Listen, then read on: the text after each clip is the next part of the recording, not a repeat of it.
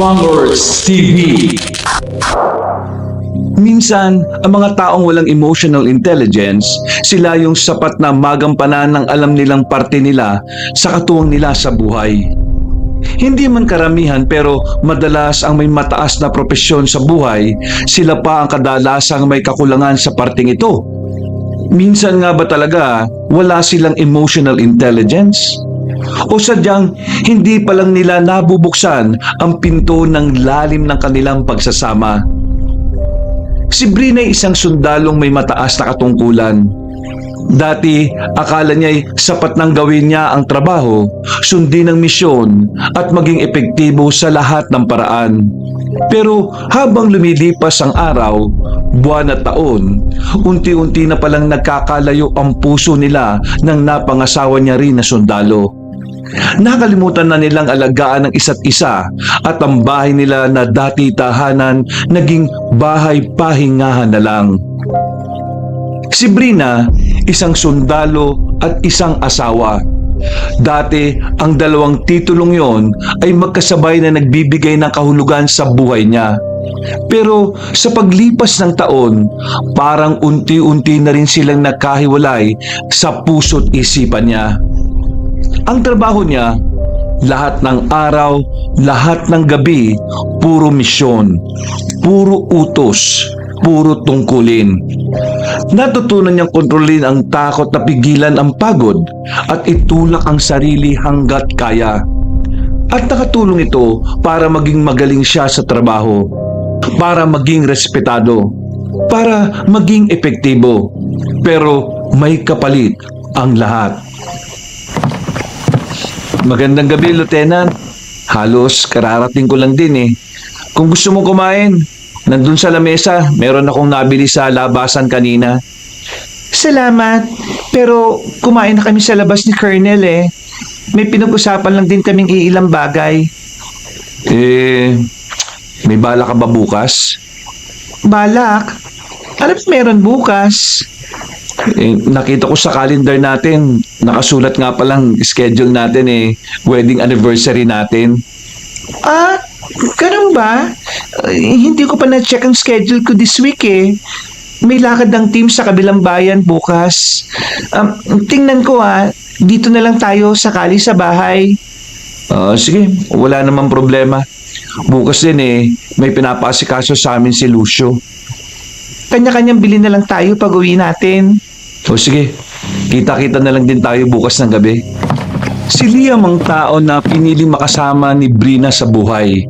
Pero sa dami ng trabaho at responsibilidad nila, nagkahiwalay sila kahit magkasama sa iisang bahay. Ang kwarto nila minsan, parang opisina na lang. Ang mga bawat hapunan nila, parang meeting sa opisina. Hanggang sa pareho na lang silang abala. Pareho silang pagod at unti-unti nakalimutan kung paano maging mag-asawa sa isa't isa. Kung tutuusin, mas kilala pa nila ang galaw ng kalaban kaysa sa ngiti ng bawat isa. Mas kabisado pa nila ang tunog ng armas kaysa sa boses ng bawat isa. Hindi nila inaasahan na yun na pala ang huling gabi na makikita at maririnig nila ang boses ng isa't isa. Dahil may mahalagang misyon palang gagampanan si Liam. Ayaw niya ipaalam sa'yo, Brina. Dahil ayaw niyang madagdagan pa yung mga alalahanin mo. Bakit? Hindi na ba ako asawa? Bakit hindi niya ipapaalam sa akin ang desisyon niya? Hindi naman nabago sa'yo yung mga ganitong misyon, di ba? Pareho lang naman kayong may kanya-kanyang ginagampanan ng misyon. Lucio, naririnig mo ba ang sarili mo? Matapos ang 3 linggo, 1 buwan nang naputol ang koneksyon niya sa inyo. Tapos sasabihin mong hindi na ito bago? Tiwala akong okay siya eh. Kaya nga, pupunta ako ngayon kay Colonel. Kakausapin niya daw ako eh. Alam kong ipapadala niya ako doon. Pribadong misyon na ito. Walang nakakaalam nito. Kaya kung pwede sana huwag mong babagitin kay Colonel na sinabi ko to sa'yo ha. Hindi pwede to. Sasama ako. Pupunta ako mismo sa opisina ni Colonel ngayon din. Huli na nang mabalitaan ni Brina na may private mission palang pinagagawa kay Liam. Ang hindi niya matanggap ay ang malaman na 1 buwan na raw nilang hindi na makontak si Liam. Alam niyang walang nililihim si Liam pagdating sa matalik niyang kaibigan, kaya nung kumpronte niya si Lucio, bumungad sa kanya ang balita na yon. Mismong mga oras na yon, sumama siya kay Lucio para harapin ang colonel nila. Colonel, kailangan niyo ako ipadala doon. Ako ang dapat na pupunta ngayon sa mission na ito. Hindi ang kung sino, kung hindi ako. Lieutenant, alam mo ang protocol. Hindi basta-basta pinadadala ang isang lieutenant sa high-risk cover mission. Hindi niya mapigilang magalit ng mga sandaling yon. Yun ang unang pagkakataon na naramdaman niyang hindi na yun basta patungkol sa misyon. Protocol. Lagi itong dahilan sa kanya para hindi makinig sa puso niya. Saan nagtatapos ang pagiging sundalo? Hindi na niya mapigilan ng kanyang sarili. Kung hindi siya papayagan, hindi rin niya mapapatawad ang sarili niya bilang asawa ni Liam. Kung may mangyari dito na hindi maganda, Protocol? Protocol ang pinaprioritize nyo kaysa sa asawa ko? Lieutenant, hindi ito tungkol sa emosyon. Tungkol ito sa misyon. At hindi mo pa naiintindihan ang stakes. Daddy, kung pupunta bilang asawa ni Liam, hindi dahil pareho kaming sundalo. Kung hindi niyo ako papayagan, bibitaw ako sa pwesto. Brina, alam mo ba ang sinasabi mo? Kung gagawin mo yan, mawawala ang kontrol ko sa iba pang mga operation. hindi na malaga sa kanya ang iba pang bagay na hawak niya. Ang malaga sa kanya ang nararamdaman niya. Ang posisyon niya bilang isang may bahay. Si Liam na kasama niyang nangako sa hirap at ginhawa na dapat silang magkasama. Ramdam niya ang takot sa loob ng daddy niya. Pero ramdam niya rin ang takot sa magiging posibleng mangyari kung hindi siya papayagan. Para sa kanya, hindi niya pwedeng palampasin ang pagkakataon. Mas mabuti pang i-risk ko ang pwesto ko kaysa makita ko siyang delikado. Wala akong magagawa. Daddy, hindi lang ako humingi ng pabor bilang tauhan ninyo. Nagmamakaawa ako sa inyo bilang anak niyo. Sige, pumapayag na ako basta ipangako mong makababalik ka ng ligtas, anak. Maraming salamat po, Daddy. Naramdaman niya ang paggaan ng bigat ng damdamin niya ng mga sandaling yon. Ito na ang kauna-unahang magsasama silang mag-asawa sa isang pinakadelikadong misyon. Nasa operation room sila. May mga mapa at monitor na nakalagay sa mesa. Nakatayo sila at nasa gitna si Colonel Wilfredo. Tanaw nila ni Lucio ang malaking mapa ng baryo. Narito ang plano.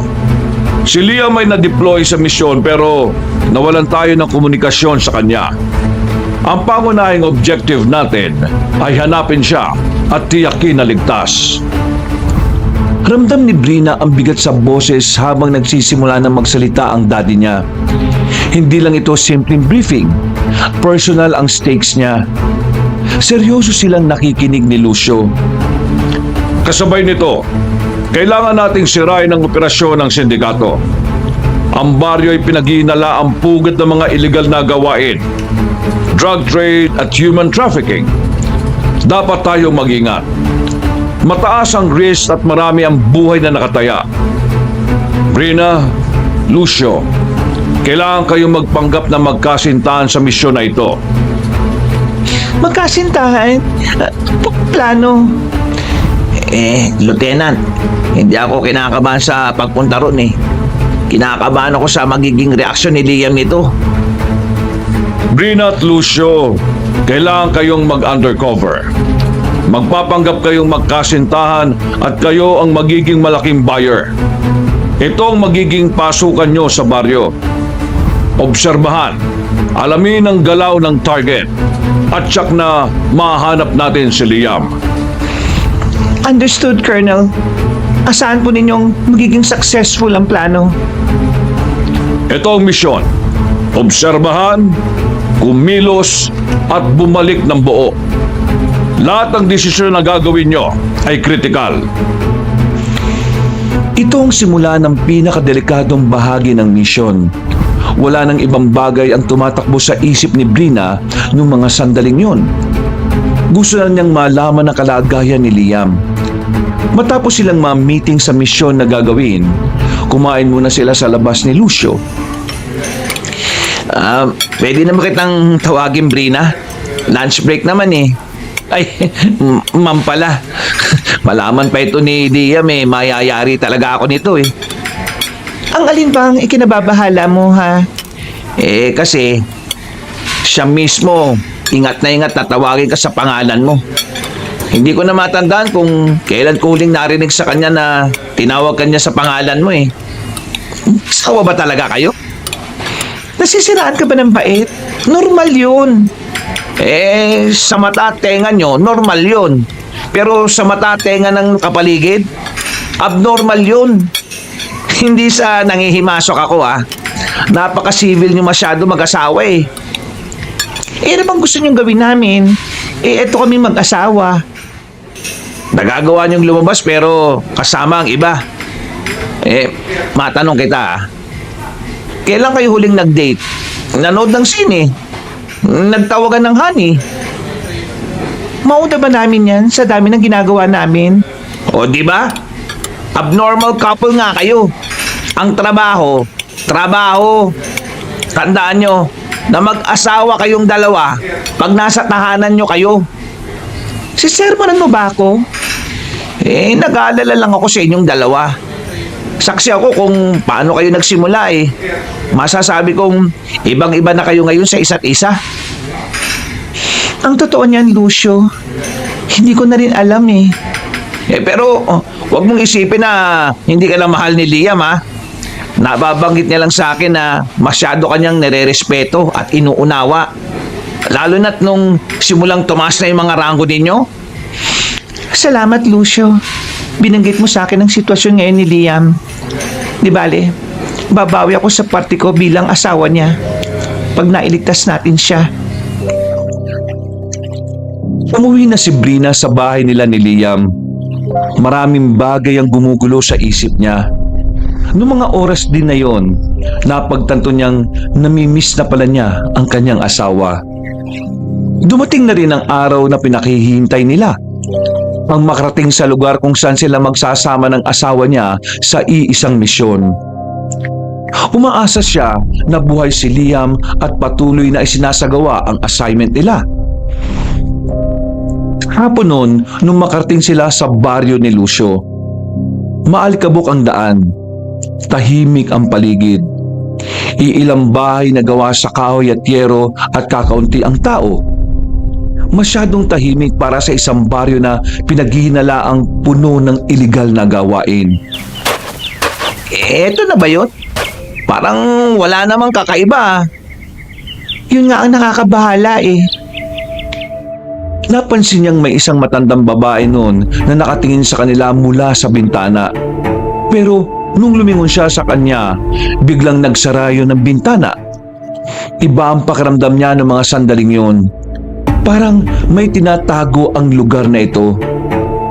Kinagabihan, nandun na sila sa tutuluyan nila. Mahina ang ilaw, lumang kahoy ang sahig. Nakaupo si Brina sa gilid ng kama, hawak ang baril. Si Lucio naman noon ay nasa bintana. Tahimik pa rin sa labas. Walang galaw. Kanina pa nga Kailangan natin maging alerto. Mas gusto pa ni Brina yung may ingay. Mas nakakatakot yung ganoong katahimikan. Hindi rin siya mapalagay ng mga sandaling yon. Biglang may narinig silang malakas na kaluskos. Nagkatinginan silang dalawa. Narinig mo ba yon? Oo, narinig ko, Lucio. Saan kaya galing yon? Lumayo si Brina at lumapit sa bintana. Nung sumilip siya, wala namang tao sa labas. Tumingin siya saglit ng ilang minuto. Nabigla siya dahil may mabilis na anino ang dumaan. May tao yata sa labas. Tara, tingnan natin. Sige, parang nasa paligid lang Lumabas sila noon ng bahay at maingat na hawak ang baril. Madilim ang kalangitan. Halos madilim din sa kalsada. Dahan-dahan silang naglalakad ni Lucio na nakatutok ang baril sa dilim. Nasa likuran niya si Lucio. Pakiramdam niya, may nakatingin. Biglang may anino na tumakbo sa gilid. Mabilis. Sobrang bilis. Nakita mo ba yun? Oo, hindi normal ang galaw. Biglang may tumunog sa likuran nila at paglingon nila, wala. Pero sa taas, may mga anino na dumadaan sa bubong. Hindi normal na tao ang gumagalaw ng ganon. Muling may kaluskos, hindi malinaw kung saan galing. Kailangan na yata nilang bumalik muna sa loob ng bahay dahil hindi nila alam kung anong galaw ang gagawin nila ng mga sandaling yon. Tara, pumasok na tayo sa loob. Hindi ito normal. Buti pa nga, madilim at delikado. Napatingin sila sa dilim, parang may nakatingin sa kanila. Kinaumagahan ding yon, nailatag na ang plano. Nakausap na ulit nila si Colonel Wilfredo. Naihanda na ang mga kontak na mga kakailanganin. Maya-maya din, haharapin na nila ang pinaka-target ng misyon na yon. Liam, antayin mo lang muna ako saglit. Kailangan ko munang harapin ang taong yon para matapos na rin agad ang misyon natin. Nakahanda na ang lahat ng mga sandaling yon. Napakadelikado ng gagawin nila. Pero mas kailangan nilang gawin ang bagay na yon para sa kapakanan ng nakararami. Bilang isang sundalo, laging layunin ang ikabubuti ng lahat. Pumasok na sila sa isang abandonadong malaking bahay. Ayon sa address na nakasulat sa file, masyadong kontrolado ang kilos nila ng mga sandaling yon. Tahimik ang paligid, pero ramdam ang mga matang nakasunod sa bawat galaw nila. Isang maling galaw, tapos ang misyon. Huminto sila sa gitna. May mga armadong lalaki sa paligid. Sa dulo nakaupo na yung pinuno ng sindikato, si Edgar. Kalmado, tahimik. Pero ramdam ang bigat ng presensya. Hindi pa siya tumitingin ng mga sandaling yon. Kayo ba yung sinasabing bagong buyer? Ako si Natalia. Kasama ko si Oscar. Depende kung kayo yung sinasabing may hawak ng supply. Kailangan rin magsalita ni Brina na parang siya rin ang may kontrol sa sitwasyon. Sinasadya niyang tapangan at lagyan ng diin ang binibitiwan niyang salita. Napangiti si Edgar ng bahagyang yon. Unti-unti na siyang lumingon noon sa kanila. Matapang. Bihira yan sa mga bagong salta. Huwag ka mag-alala. Pumunta kami dito para magnegosyo. Kailangan nilang magmukhang natural at mapanganib. Tumayo nun si Edgar at dahan-dahang naglakad papalapit sa kanila. Tahimik ang buong kwarto. Huminto siya sa harap nila. Halos isang dipa ang layo. At anong klaseng negosyo ang kaya niyong dalhin sa teritoryo ko? Malaki, regular. Hindi kami naghahanap ng maliit na supply. Sandaling katahimikan na tinitigan ni Edgar si Brina mula ulo hanggang paa. Parang binabasa niya ito. Hinahanap kung saan siya pwedeng magkamali. Mataas ang kumpiyansa ni Brina nung mga sandaling yon. Dahil yon ang dapat. Nakita niyang bahagyang ngumiti si Edgar. Bakit ko naman kayo pagkakatiwalaan, Aber? Dahil hindi kami mag-aaksaya ng oras nyo kung hindi kami sigurado sa kaya namin bayaran. Subukan nyo kami. Isang deal lang. Kapag hindi kayo nasiyan hindi na kami babalik. Laro ito ng tiwala at ang unang pumalpak siya ang matatalo. Tumahimik si Edgar noon. Pagkatapos, bagyan na naman itong ngumiti. Ramdam niyang hindi basta-basta itong taong ito. Tanging iniisip niya lang sana ma-close deal nila si Edgar. Dahil doon niya lang masasabing tagumpay ang unang hakbang ng misyon nila. Sige, bibigyan ko kayo ng pagkakataon. Handa ang sample. Dalin rito. Isang hakbang pasok na sila, pero mas delikado na ang susunod. Bumalik ang tingin ni Edgar sa kanila noon matapos niyang ipautos dalhin ng sample. Yung titig nito, mas matalim na ngayon. Pero, tatandaan nyo, ayokong niloloko. Ganun din naman kami. Sandaling katahimikan lang, walang kumikibo. Pero sa ilalim ng lahat, ramdam ang tensyon. Hindi pa alam nila Brina kung sino siya at hindi pa rin nila alam kung gaano ito kapanganib. May kasunduan silang makikita pa ulit kinabukasan.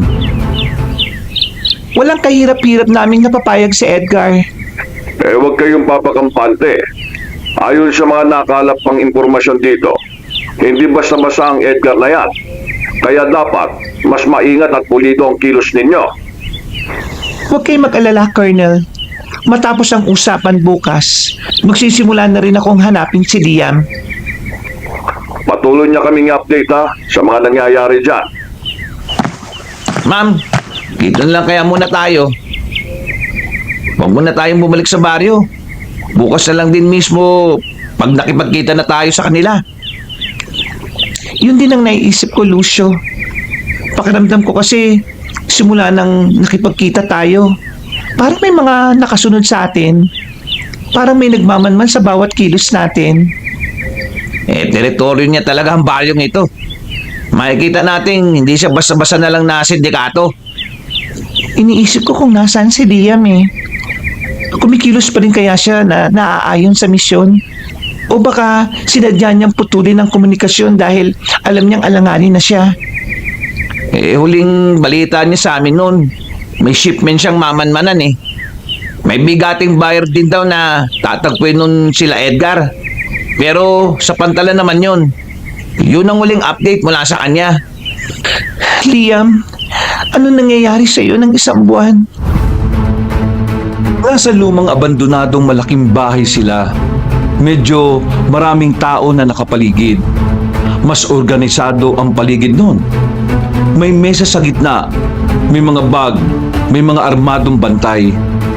Pumasok na sila noon ni Lucio at yun na ang unang deal. Isang hakbang palapit sa misyon at umaasang sana palapit rin kay Liam. Sa dulo, naroon ulit si Edgar. Ngayon, may kasama na siya. Isang lalaki at isang babae. Napahinto noon si Brina at nanlaki ang mga mata. Hindi siya pwedeng magkamali. Kilala niya ang mukha ng asawa niya at si Liam yon. Nakatayo ito sa tabi ng babae malapit. Komportable, parang hindi siya nito kilala. Brina, bakit nandun siya? Si Liam nga yun. Hindi maunawaan ni Brina ang nakikita niya. Nagtataka siya bakit parang hindi sila nakikilala. Lumapit si Edgar noon, may bahagyang ngiti. Napatingin ulit si Brina kay Liam pero hindi siya nakatingin sa kanila kundi kay Edgar. Hindi rin maalis ni Brina ang tingin niya kay Liam. Magandang gabi. Mukhang handa na kayo sa usapan ha. May isang salita kami. Ipinakikilala ko nga pala sa inyo si Manuel, ang kanang kamay ko, at kasintahan niya ang anak kong si Jennifer. Parang nabingi si Brina noong mga sandaling yon. Napapatanong siya sa kanyang isipan papaanong naging Manuel, alam niyang si Liam yon na asawa niya. Lumapit ang babae, tinawakan ng braso ni Liam. Masyado silang magkalapit. Wala kayong dapat na ikabahala. Hindi basta-basta napapasok si Papa nang hindi mapagkakatiwalaan. Tiwala kami sa inyo. Huwag kayong mag-alala. Nagkatinginan sila Brina at Lucio. Ang isang magandang babae pala ay hindi tunay na babae. Bakla man ito, hindi pa rin mawala ang kirot sa puso niya nung tawagin itong kasintahan ng asawa niya. Para siyang nablangko ng mga sandaling yon. Sobrang bilis ng pangyayari. Bigla siyang may narinig na click. Nanigas si Brina. May malamig na metal sa noo niya. Baril at si Liam ang may hawak. Diretso talaga sa noo ni Brina nakatutok. Ang manluloko sa amin pinapatay. Hindi kami pumunta rito para makipaglaro lang ha. Tumahimik ang buong kwarto. Hindi makahinga si Brina. Boses na boses yun ni Liam. Hindi to kumurap. Hindi rin nag-alinlangan. Masasabi niya talagang hindi siya nito nakikilala. Wala kaming balak manggulo. Nandito kami para sa negosyo. Babe, baba mo na yan. Mga bisita yan ni Papa. Hindi gumalaw si Liam. Nakatutok pa rin ang baril niya kay Brina sa noo. Tumingin siya sa kanya. Pinilit ni Brinang hanapin kahit konting bakas ng alaala sa mga mata nito. Kahit anong palatandaan na kilala siya nito, pero wala. Biglang tumawa si Edgar, malakas at kontrolado. Magaling! Magaling, Manuel! Ganyan dapat! Walang pag-alinlangan! Told you, Papa. Hindi ako nagkamali. Pakiramdam ni Brina, parang paulit-ulit siyang sinasaksak sa bawat galaw nila. Pero hindi siya pwedeng bumigay. Hindi ngayon. Dahan-dahang ibinaba ni Liam ang baril noon. Parang walang nangyari. Ngayon, simulan na natin ang usapan.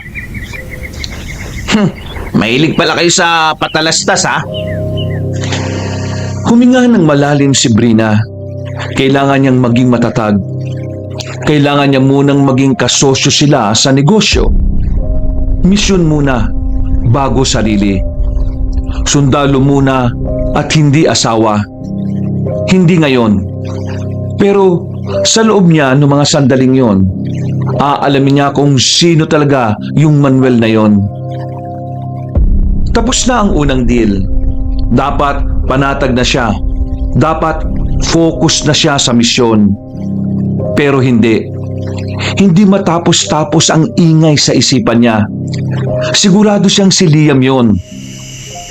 Lieutenant, yung nakita natin kanina, Si Liam yun.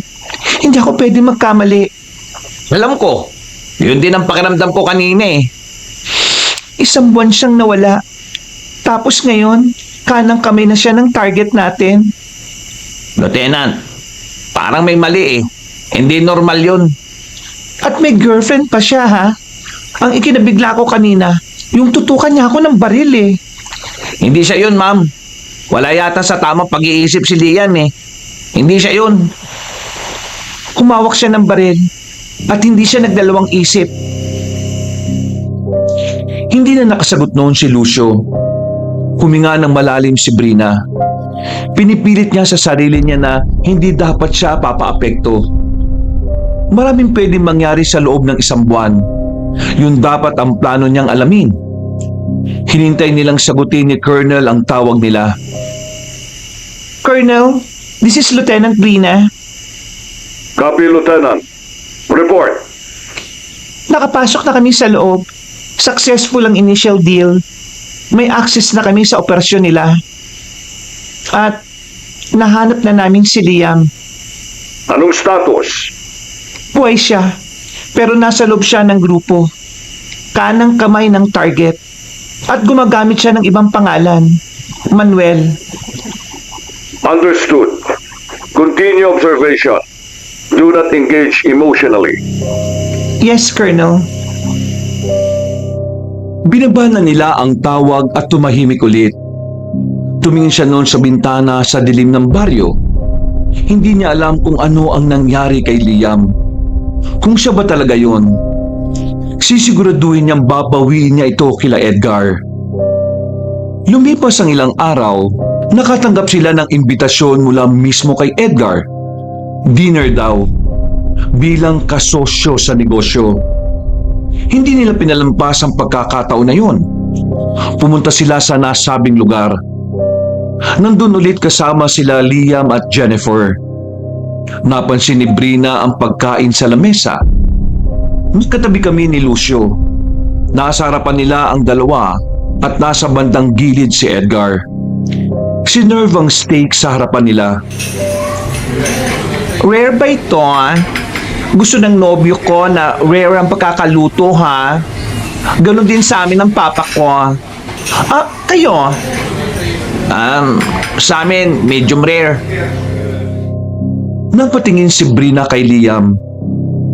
Pagkakakilala niya sa asawa niya, ayaw na ayaw nito ng rare dahil pakiwari niya'y lagi niyang madugo ang lasa. Pero itong Liam na nasa harapan niya, rare daw ang gusto. Napapaisip siya kung si Liam ba talaga yon. Kumain na kayo.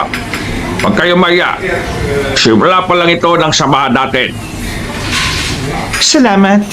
Mukhang pinagandaan talaga. Oo nga, hindi biro ang ganitong salo-salo, Natural lang yon.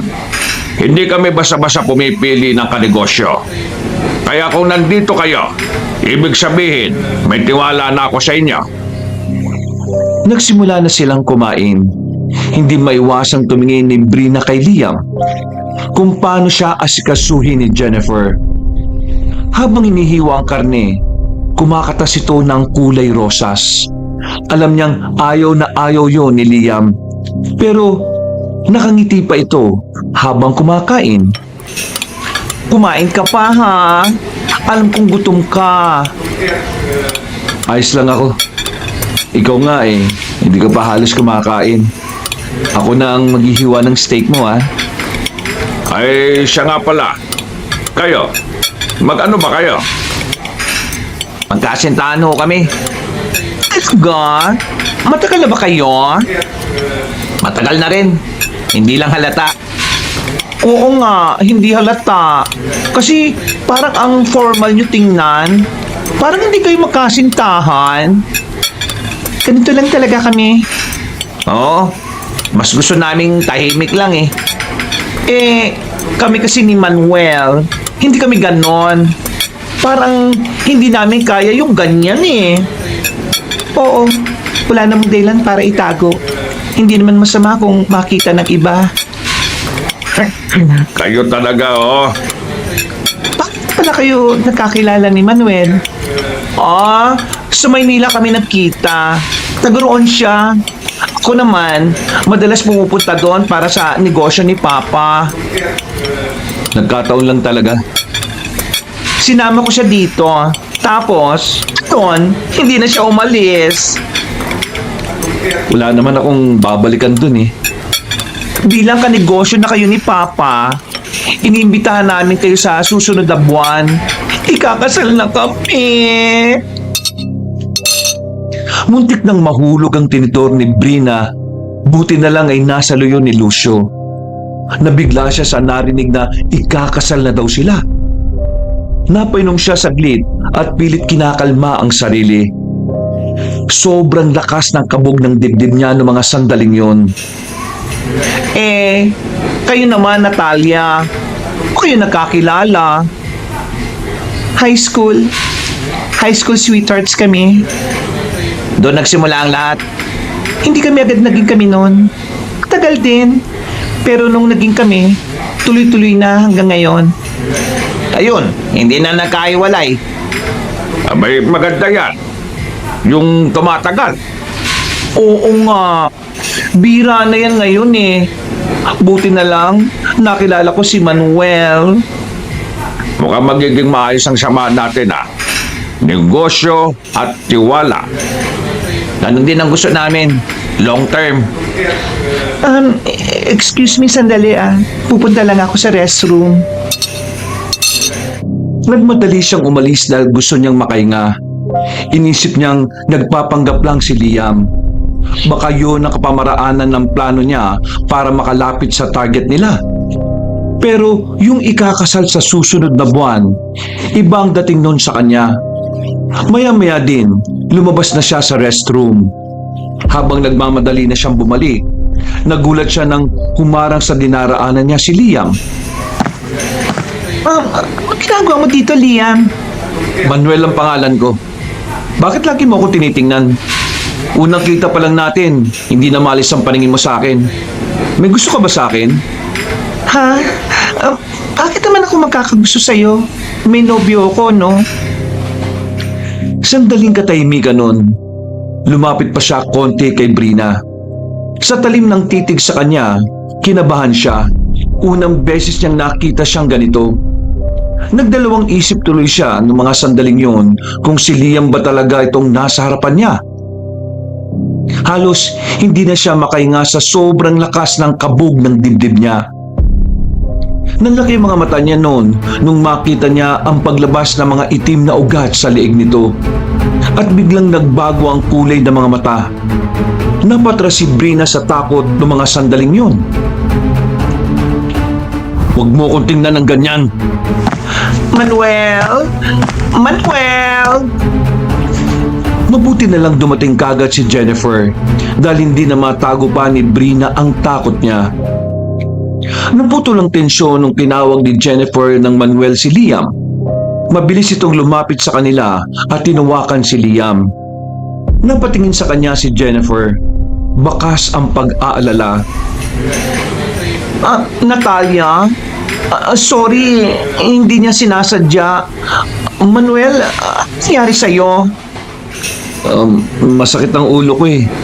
Nahihilo ako. Kailangan na nating umalis. Natalia, pasensya na ulit, ha? Hindi agad nakasagot si Brina. Nakita niya kung papaanong naging kalmado si Liam nung kausapin na siya ni Jennifer. Parang hindi siya yung nakaharap niya kanina nung mga sandaling yon. Bumalik na sila kagad sa table. Napansin sila agad ni Edgar. Ano nangyari? Nahihilo lang si Manuel. Kailangan na naming umalis. Ay, ganun ba? Ay, sige. Mag-ingat kayo. Inalalayan ni Jennifer si Liam paalis. Habang naglalakad, hindi man lang lumingon si Liam. Para kay Brina, marahil hindi nga siya yon. Nagpatuloy silang kumain. Patapos na rin sila noong mga oras na yon. Mukhang matatapos na rin kayo Oo, salamat po sa hapunan. Magkikita ulit tayo. Oo. Asahan nyo, marami pa tayong pagkikita. Marami pa tayong pag-uusapan. Umuwi na sila ni Lucio sa pansamantalang tinutuluyan nila. Nakaupo sila sa sala noon. Tahimik si Brina at iniisip ang nakakakilabot na nangyari sa kanila ni Liam. Hindi pa rin mawala sa isipan niya yung nakita niya. Yung itim na mga ugat sa leeg at yung pag-iba ng kulay ng mga mata niya. Ma'am, may nangyari ba kanina sa restroom? Mag-isa lang ako nun pabalik. Tapos, bigla siyang lumitaw. May ginawa ba siya sa'yo? Natawag ko siyang Liam pero itinama niya agad na Manuel daw. Nakapag-usap naman kayo. Ang sinabi niya, bakit ko daw siya madalas tingnan pag makakasama tayong lahat? May gusto ba daw ako sa kanya? Seryoso? Ganun ang sinabi niya sa'yo? Hindi siya si Liam, Lucio. Paano mo naman nasabi na hindi si Liam yon? Hindi normal ang lalaking yun eh. Nakakatakot siyang tingnan kanina. Bakit, Lieutenant? Ano bang nakita mo? Yung leeg niya, may lumabas na mga ugat. Umiitim. Hindi yun normal eh. Yung mga mata niya, umiba ang mga kulay nun. Naging itim lahat. Ano? Sigurado ka ba sa nakita mo? Kahit gustuhin ko, hindi ko kayang ipaliwanag sa normal na paraan ng nakita ko eh. Kakaiba talaga siya nung mga sandaling yon. Hindi siyang asawa ko, Lucio. Alam niyang mahirap isipin ang mga bagay na sinabi niya kay Lucio patungkol sa nakita niya. Pero kahit mismo sa sarili niya, sa buong buhay niya, ngayon lang siya nakakita ng ganoong mga marka sa balat. Pati ang mga mata na nag-iiba ang kulay. Hindi yun nangyayari sa normal na tao lang. Matapos ang huling pagkikita ng dinner, kinailangan naman nila ngayong manghalap ng impormasyon sa Karatig Baryo. Umaga yun nung lumabas sila ni Lucio. May napansin silang mga taong nagtitipon. May umiiyak, may nagkakagulo. Lucio, lapitan natin sila. Sige, Lieutenant. Mukhang seryosong bagay eh. Isang ina ang umiiyak. Ayon sa ginang, nawawala daw ang anak niya. Hindi na daw nakabalik simula ng gabi. Kinausap nila ni Lucio.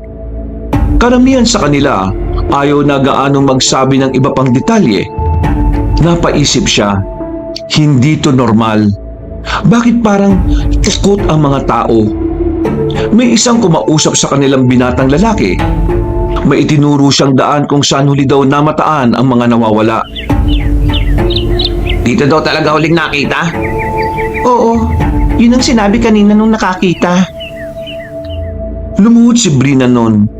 Sinuri ang lupa. Ramdam niyang parang may mali. Hindi lang basta pagkawala, dahil may bakas. Hinawakan niya ang lupang may guhit. Parang hinila na katawan. Lucio, tingnan mo to. Parang may kinaladkad ah. Kailangan muna nating umalis dito, Lucio. Hindi maganda ang kutob ko. Bumalik tayo sa baryo. Bumalik sila sa tinutuluyan nila nung bandang mga hapon. Nagtimpla ng kape si Lucio. Siya naman nag-iisip. May kinalaman kaya si Edgar dito? Kailangan nilang makakalap ng mga maraming impormasyon. Lalo na mga ebidensya sa mga ilegal na ginagawa nito.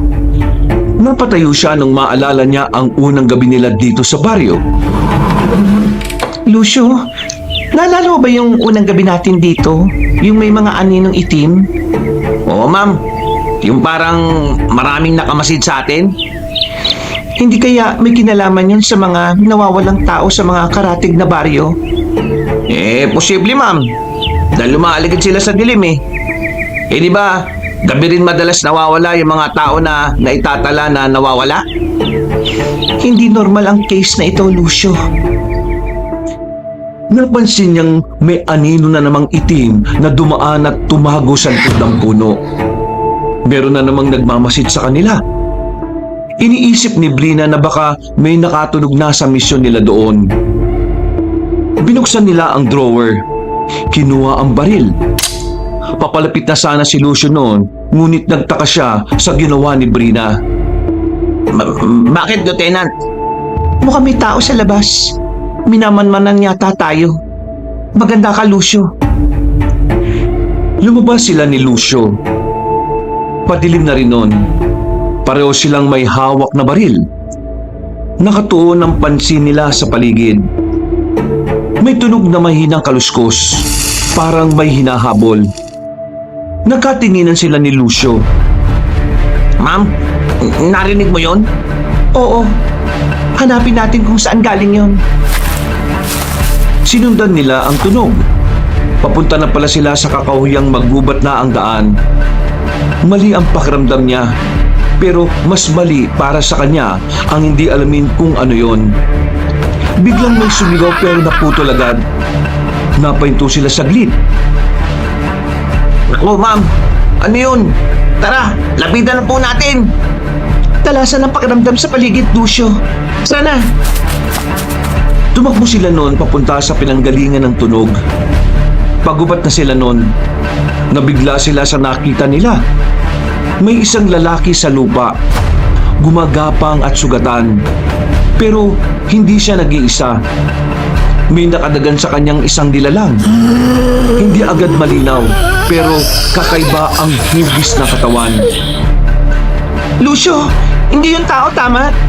Ma'am, ano tong nakikita natin? Dahan-dahang umangat ng ulo yung nilalang. Nakita nila ang muka. Maputla, mahaba mga pangil, may dugo sa muka at itim ang mga mata. Napatras sila sa gulat. Lucio, hindi nga siya tao. Isang halimaw! Sabay nilang tinutok ang baril sa direksyon ng halimaw. Hindi na kailangan ng kumpirmasyon. Hindi ito tao.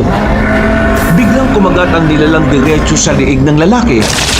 May mga dugo, Bumaril agad si Lucio sa nilalang, pero sobrang bilis ng kilos ng nilalang. Nakaiwas ito. Ma'am, hindi basta-basta ang halimaw na ito. Ingat tayo. Kailangan natin siyang mapatay, Lucio. Tayo na yata ang target niya. Bumutok ang baril. Isang beses, dalawa, tatlo. Tinamaan pero hindi tumigil. Mas lalong bumilis. Tumalong ang nilalang sobrang taas. Hindi pang tao. Napayoko si Brina nung lumagpas ito sa kanya. Paglingon, si Lucio na ang target niya. Sumugod sa kanya. Binaril niya ang halimaw. Tinamaan yun sa dibdib. Natumba ito pero gumagalaw pa rin.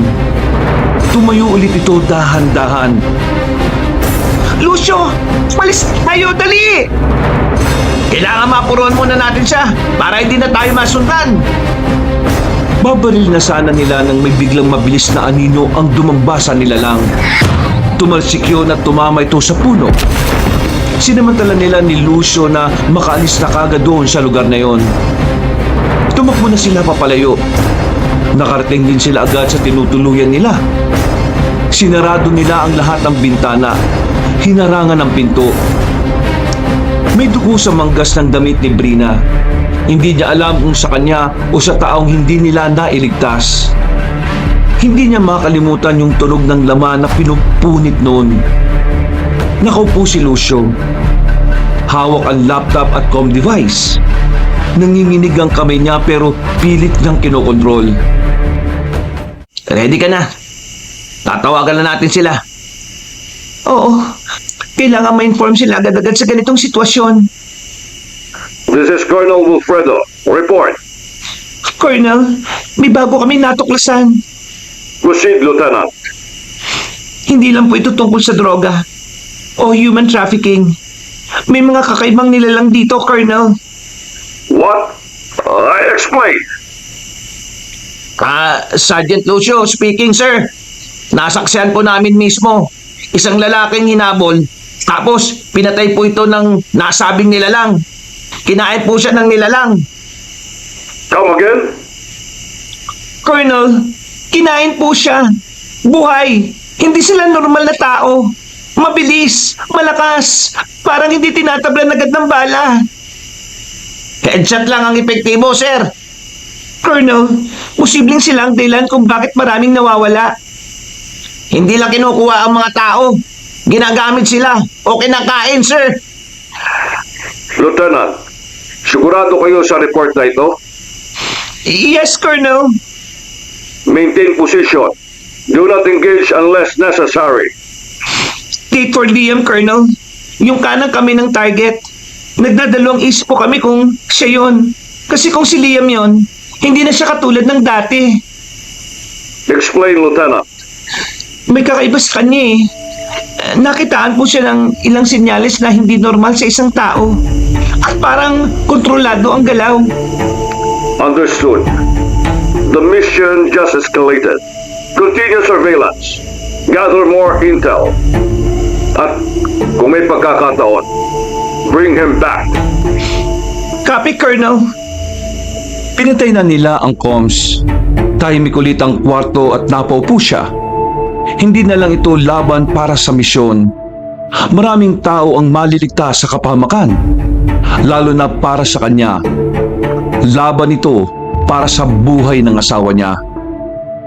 Kinabukasan noon, maingat silang nagmasid muna sa paligid bago lumabas. Umaga yun madalas tuwing pakagat na ng dilim bago magparamdam ang mga nilalang. Hindi nila kailangan tumigil. Pinuntahan nila ang last report ni Liam kung saan location sila naroon. Sa may pantalan ng baryong yon. Marami sa kanila ang takot magsalita. Isa lang ang ibig sabihin nun. May nangyari dito na dapat ikatahimik nila. Baka may makausap din tayo, ma'am. Sana, Lucio. Para mas mabigyan tayo ng linaw sa katauhan ni Manuel sa katawan ni Liam. Nilibot niya ang paningin sa buong pantalan. Ang mga bahay na malapit dito. Sa lugar na ito, huling nagparamdam si Lian.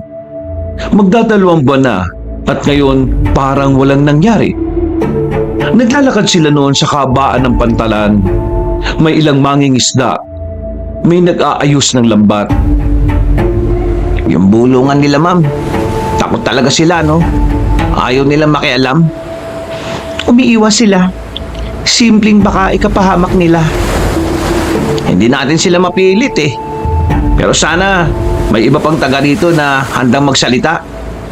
Hindi tayo aalis, Lucio, nang walang makukuwang kahit nakatiting na impormasyon. Ayaw nila magsalita. Hindi dahil wala silang alam, kundi dahil ayaw nilang mapahamak. Nagpatuloy sila noon sa paglalakad. Sinusuri nila ang paligid. May mga bakas ng pagkasunog sa ilang bahagi ng kahoy ng mismong pantalan. Halos burado na pero naroon pa rin. Lucio, tingnan mo to. Oh. Akas ng sunog ah. Luma na pero hindi pa ganun katagal. Ramdam nilang may nangyari doon na pilit itinatago. Biglang may presensya sa likod nila. Lumingon si Lucio. May isang matandang lalaking tahimik. Nakatingin sa kanila. Kinausap nito si Labrina.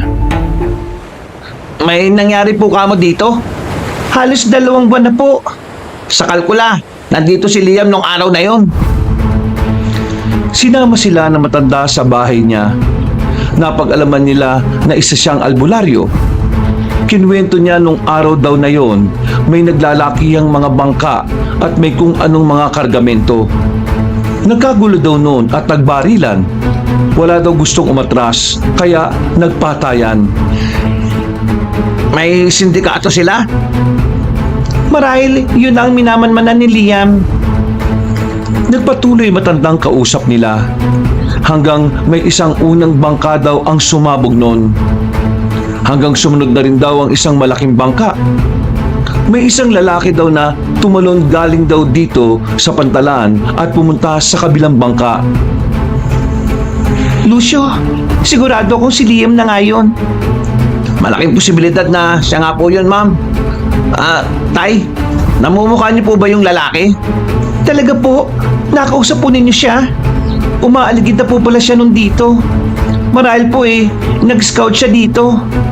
Tay, kung magpapakita ako ng litrato, makikilala niyo po ba siya? Oh, oo daw po, ma'am. Ipakita na po natin yung picture ni Liam. Litrato? Ni Liam? Wala ko nun, Sergeant. Ha? Seryoso ka po, ma'am? Asawa niyo? Wala kayong litrato sa wallet niyo? Ano palang nakalagay na litrato niya sa wallet niyo? Litrato ko na bigay ni Liam. Anak ng toko at baboy naman, oh. Ano ba talaga kayo mag-asawa? Ewan ko na lang sa inyo, Brina, ah. Kailangan pa ba kasi nun? Meron naman sa bahay. Kung mag 50-50 ka pala sa labanan, sarili mo lang din pala ang kakausapin mo. Litrato mo lang kamong nakalagay sa wallet mo eh. Ikaw, sino ba nakalagay sa'yo?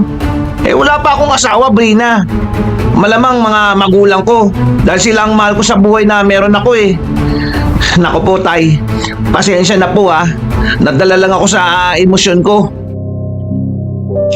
Inamin ni Brina na may tama rin ang sinabi ni Lucio. Wala nga siyang litrato ng asawa niya. Nagpatuloy noon ang matandang lalaki na magkwento. Kahit daw nagliliyab, tinalon pa rin daw yon ng lalaki. Nakita niyang may sinagip daw na babae. Bigla daw yung lumubog ulit nang may sumunod na pagsabog ng isa pang bangka. Napansin niya daw na may mga armadong lalaki na daw ang may buhat sa katawan niyang walang malay. Kasama daw ang babaeng sinagip niya at isinakay na daw sa itim na van. Si Jennifer. Oo, mga kapo ni Edgar marahil yung mga armadong lalaking yun. Napahinto sila nung sinabihan sila ng matandang lalaki na wag daw nilang babanggitin ang pangalan nila Edgar. Dahil baka daw ikapahamak daw nila yon. Lalo na't marinig pa daw sila ng ibang taga doon. Kayo po, Manong. Kilala niyo po ba sila? Kasi Tay, parang teritoryo na ito eh, kung ituring ang baryong ito. Nanlaki ang mga mata nila nung sabi na matanda na ang baryong yon ay pinamumugaran daw ng mga aswang. Hindi sila magiging ligtas dito lalo na't may intensyon daw ang pagdating nila sa baryong yon. Iginabigla din nila nung sabihin sila Edgar ay hindi basta-basang tao lang. Higit silang makapangyarihan, may kontrol ng lahat. At siya ang pinuno daw ng mga aswang. Aswang? Pinuno ka mo ng mga aswang? Sila yung pumapatay, yung kumakain ng tao? Sila marahil lang may kinalaman sa mga nawawalang mga tao sa Karatig Baryo. Ano po Manong? Kung makitaan ng potensyal kaya niyang gawin ding aswang? Delikado pala itong misyon nyo, ma'am. Hindi to basta-basta. Matapos nilang kausapin na matanda, inimutan si Brina ng isang kwintas. Ayon sa matanda, kailangan daw yung suotin bilang proteksyon. Kung sakaling kailanganin daw nila ng tulong niya, bilang albularyo, may mga iilang bagay daw siyang may tutulong sa kanila. Nagpaalam na sila at diretso na ulit umuwi. Lucio, malapit na tayong matapos sa misyon na ito. Kumpirmado na natin si Liam ngayon. Marahil, nawalan lang siya ng alaala. At sinamantala yun ni Jennifer. Kung paano niyang ipinakilala sa atin noon, ibig sabihin, gawa-gawa niya lang talaga yun. Ma'am, huwag ka mag-alala. Kasal naman kayo ni Sir Liam eh. Ikaw ang legal na asawa. Gusto, patakbuhin kita ng ilang kilometro mamayang gabi. Si Lieutenant talaga, di na mabiro. Alam mo ma'am, dapat ganun kakaarte magsalita katulad ni Jennifer sa harap ni Liam. Para kiligin naman kahit papano yung best friend ko. Isa pang salita maarte at mas sexy man yon, sa akin pa rin uuwi si Liam. O di ba? Ikaw rin naman pala eh. Tumunog ang cellphone ni Brina. Nakatanggap siya ng text galing kay Edgar. Kailangan daw nilang magkita bukas ng umaga sa hideout. Hindi mawala ang kaba niya nung mga sandaling yon. Matapos nilang malaman ang totoong katauhan ni Edgar, hindi na mawala sa isip niya kung paano kumitil ng buhay ng tao ang isang aswang. Kinabukasan, lakas ng loob na lang ang baon nila ng mga sandaling yon. Napahawak si Brina sa kwintas na ibinigay sa kanya na matanda. Baka sakali namang totoo ang sinabi nito sa kanya. Pumasok na sila sa dating tagpuan. Maraming armadong mga lalaki. Nakatayo sa gitna si Edgar. Sa gilid si Jennifer. Medyo distansya naman si Liam sa kanila. Mabuti naman at nandito na rin kayo, Oscar at Natalia. Maupo kayo. Ihanda niyo na ang pagkain. Pinapunta ko kayo dahil isa na kayo sa inner circle sa negosyong ito. Hihingi sana ako ng pabor sa inyo. Walang problema. Madali kami kausap. Ano ba yun? Kailangan kong pumunta sa bayan. May kakausapin ako mga kanegosyo. Malaking usapan ito. Hindi pwedeng ipagpaliban. Kung ganon, ano bang may tutulong namin? Kailangan ko ng tao mapagkakatiwalaan. Oscar, ikaw ang gusto kong sumama sa lakad kong yon. Wala namang problema sa akin yon. Bakit hindi si Manuel ang isama nyo? Siya ang pagkakatiwalaan ko ng 2 araw sa mga negosyong transaksyon ko dito sa baryo. Maganda yan. Tamang-tama tayong tatlo. Si Oscar lang ang may sasama ko sa lakad kong yon. Pakiusap ko naman sana, Natalia, sa'yo. Samahan mo si Manuel sa mga transaksyon natin dito sa baryo. Nandito naman si Jennifer, di ba? Natapat na kailangan kong pumuntang syudad eh. May asikasuhin kasi ako. 3 araw ang itatagal ko doon. Kailangan kong maghanap ng tela na gagamitin sa kasal namin ni Manuel. Mas mabuti. Mas kaunti ang tao, mas kaunti ang problema. Kaya kami na lang talaga ni Oscar. Naintindihan ko. Maasahan nyo kami. Manuel, ikaw ang may iwang magbabantay, ha? Pagkakatiwala ko sa iyo ng ilang araw ang negosyo ko dito. Sa susunod, ikaw na rin ang magmamanage nito. Para masanay ka na rin. Salamat po sa tiwala.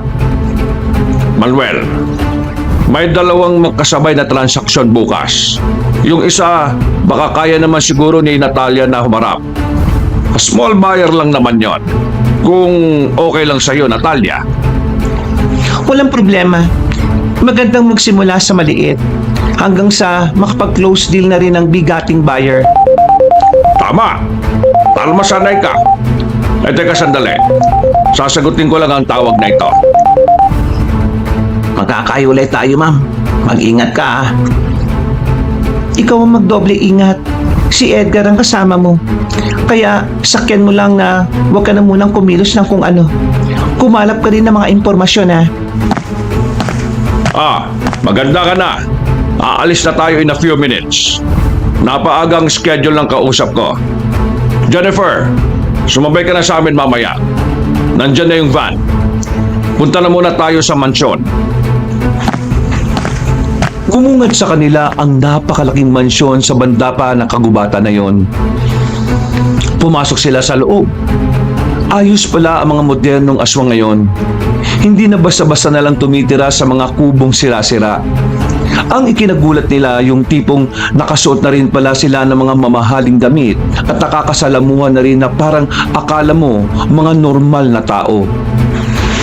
Paalis na sila noon. Nakahanda na ulit ang van na sasakyan.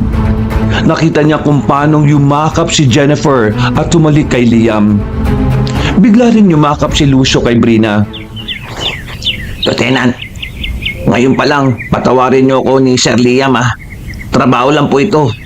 Nakatingin po kasi sa atin si Edgar, eh. Huwag kang malikot. Ikikis kita sa pisngi. Ikis mo ko sa noo. Naman, ayaw ko mabalatan ng buhay ni Sir Liam. Sa akin ka mas matakot. Kaya kitang ipakain sa mga aswang. Ma'am naman, Sumunod ka. Higpitan mo naman ang yakap mo. ganito ba? Uwi natin. Hanap ka ng diligawan mo ha. Nang magkaroon ka ng experience. O sige na, bumitiw ka na. Baby, ingat ka ha. Ha?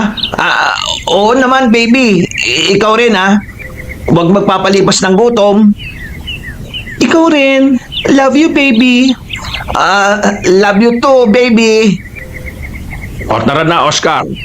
Parang matagal kayong hindi magkikita. Hindi kasi ako sanay matulog na hindi siya katabi. Tumawa ng tumawa noon si Edgar habang papasok sa van. Sumunod si Jennifer at si Lucio. Habang papalis ang van, paulit-ulit siyang kumakaway habang papalabas sila ng gate. Napalingon siya kay Liam. Kinabahan siya bigla sa talim ng tingin niya. Pumasok na tayo sa loob. Kunin mo ang detalye ng kakausapin mong buyer mamaya. Sige, tara na. Sundan mo ako. Sige, susunod ako. Pumasok na sila sa parang study room. Umupo ito sa upuan at may kinuha sa drawers na isang folder. Inilapag niya yon sa ibabaw ng lamesa. Pinapakuha niya kay Brina at umupo siya para basahin yon. Lumipas ang ilang oras, nagkahiwalay na rin sila ni Manuel para sa magkahiwalay na transaksyon. Pumasok siya sa isang bodega. Masyadong tahimik. Hindi naman pwedeng magkamali ang nakasulat na lokasyon. Hello? Walang sumasagot. Hindi kayo masyado akong maaga? O late na ako? Magdidilim na. Biglang may gumalaw sa itaas. May tumalon galing sa itaas. Isang aswang. Maputla, mahaba ang kuko at maitim ang mga mata. Sunod-sunod silang nagsulputan. Gulat na gulat si Brina ng mga sandaling yon. Shit! Ambus na mga aswang to! Biglang sumugod ang isa. Mabilis siyang napailag. Sinuntok nito ang isa ngunit hindi ito natinag. Gumanti ang aswang pahalang na atake. Mabutit napayuko agad si Brina nun. Lumpas sa mga kuko ng aswang sa uluhan niya. Masyado silang mabilis. Biglang may humawak sa paa niya at hinila siya nito pababa kaya bumagsak si Brina sa sahig. Sumampa ang aswang sa ibabaw niya. Pilit niyang itinutulak yon at pumipigla siya pero malakas ang aswang. Dahan-dahang lumapit ang mukha ng aswang. Akala niya talaga noon katapusan na niya. Biglang may putok ng baril. Sumabog ang ulo ng aswang.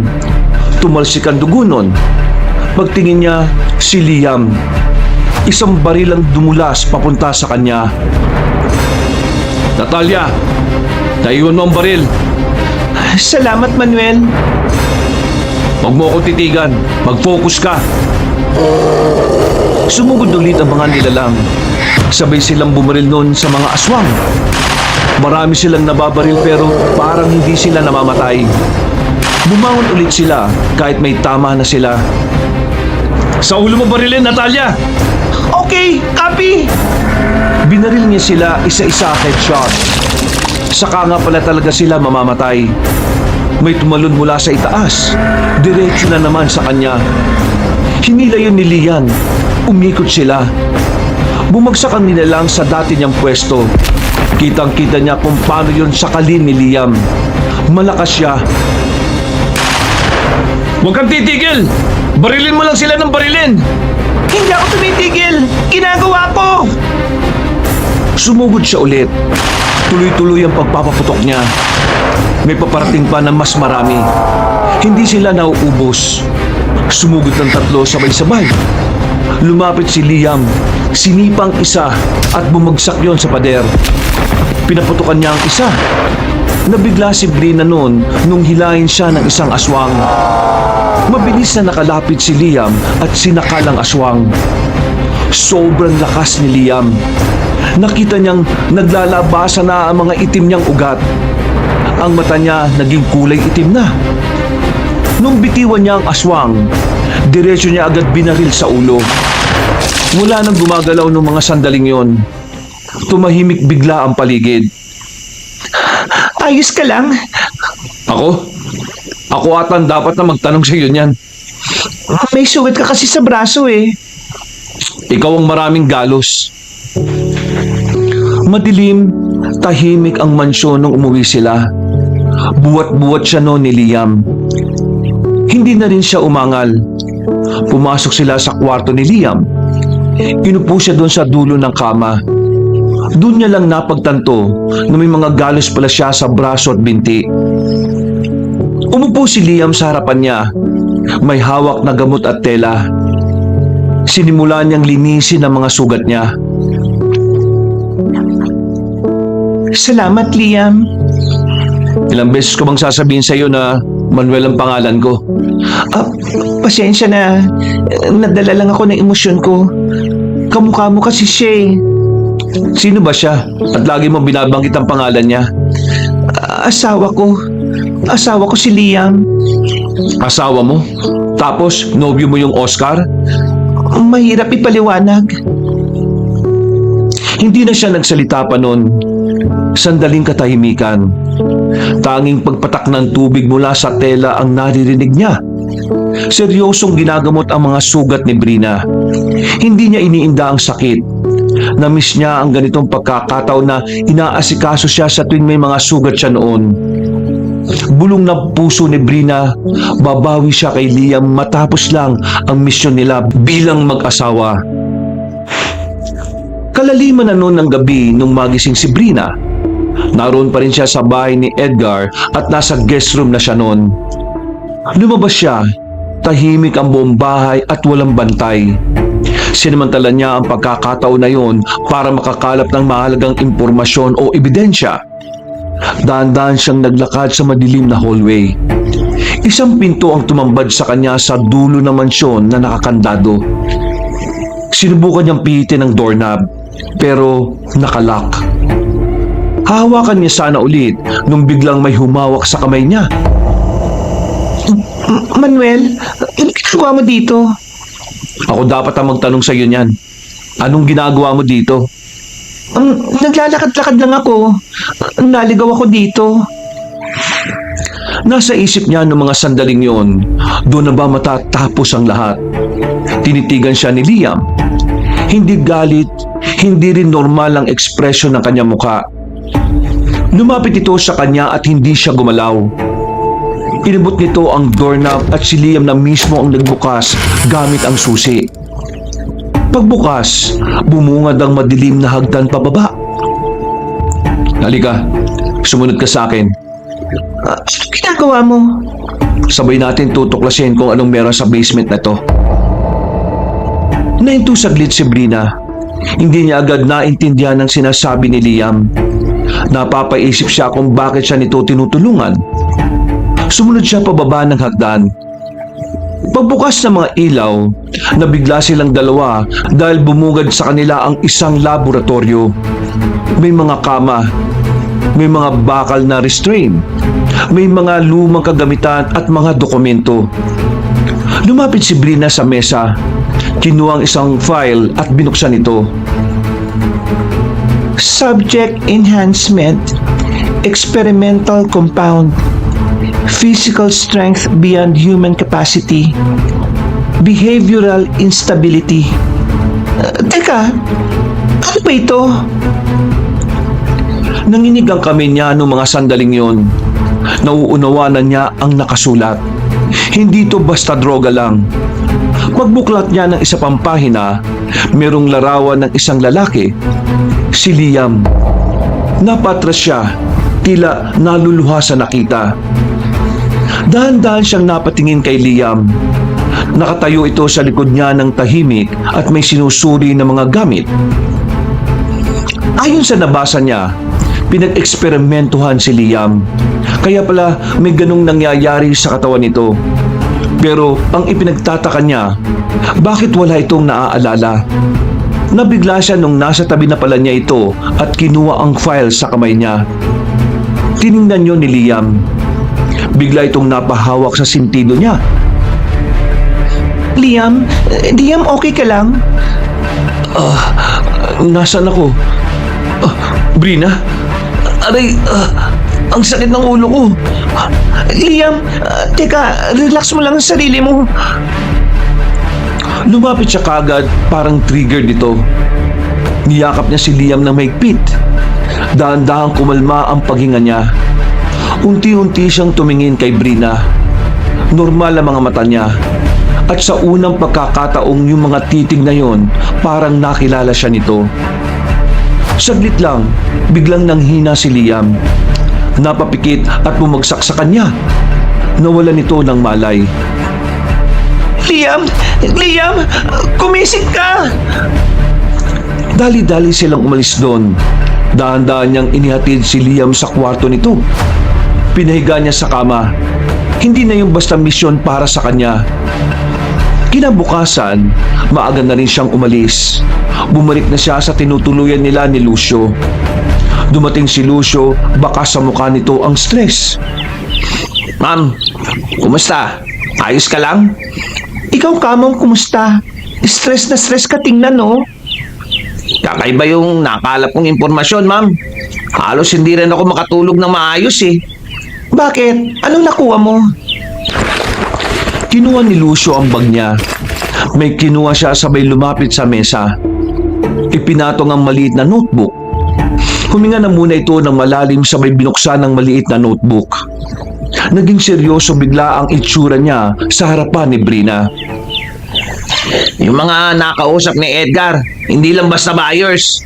May mga koneksyon sa labas ng baryo. May mga pangalan na ginagamit sa black market. Talaga? Gaano kalaki? Malaki! Mataas na level na koneksyon ito, ma'am. Tama nga sila. Hindi basta-basta si Edgar. Ma'am, hindi lang droga ang pinag-uusapan nila. Ha? Hindi lang basta droga. May binabanggit silang enhanced assets eh. Yun ba? Hindi na ako magtataka, Lucio. May nakita ko sa loob ng bahay ni Edgar. Ano naman yon, ma'am? May basement. Hindi lang basta taguan.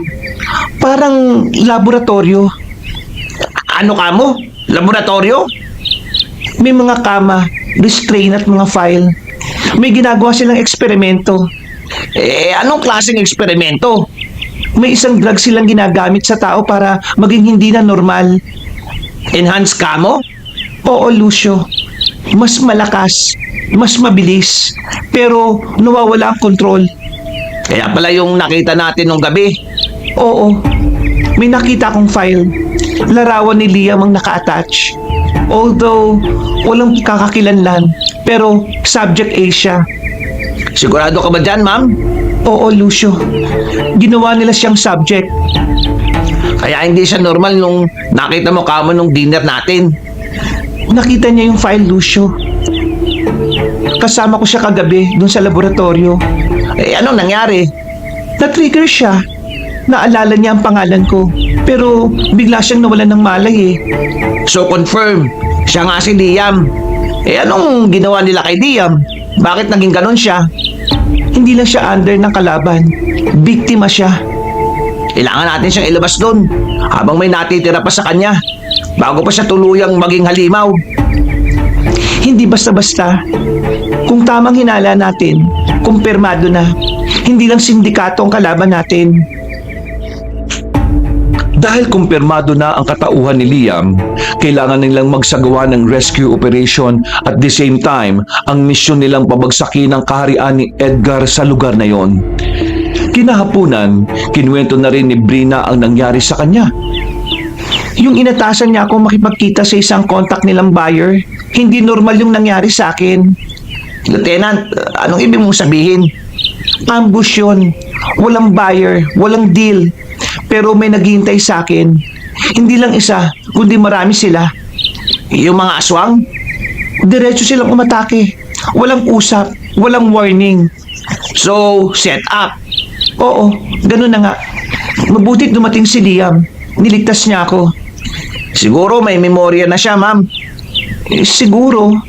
Pero sana, bago pa lumala ang sitwasyon, may ilis natin siya doon.